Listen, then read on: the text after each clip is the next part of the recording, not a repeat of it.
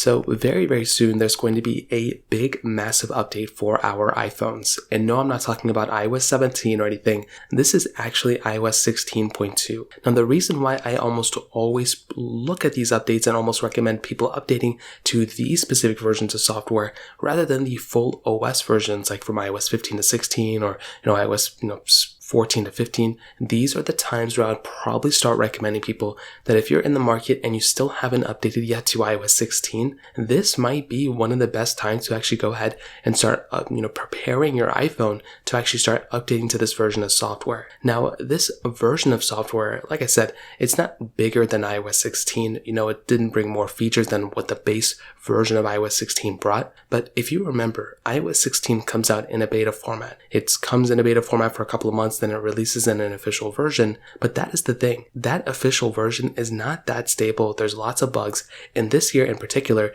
there were tons of issues going on with it. I think everybody kind of saw the battery issues, performance slowdowns. A lot of people weren't happy with it. Some people were really happy with it. But in this case, with iOS 16.2 that is coming out next week, this is probably going to start being the glimmer of hope. That is probably going to be, in my opinion, one of the most important updates for the rest of this year. I mean, from the September timeframe since iOS 16, this is the update that a majority of people are probably going to want to start at least keeping their eye out for, at least in my opinion. So this is where things start kind of switching up a little bit. So I say that to say within iOS 16.2, there are tons and tons of just protection and just security updates that are coming on with this update, especially if you're somebody who owns one of the newest iPhones like an iPhone 14 Pro. So for one, you're getting a new end-to-end encryption, which is our advanced data protection, which is really cool. So this adds more security in our iCloud, applications, things like iMessages, things like our notes, voice memos, and a lot more applications on top of that. So that in and of itself is really important. We're getting some new lock screen improvements as well,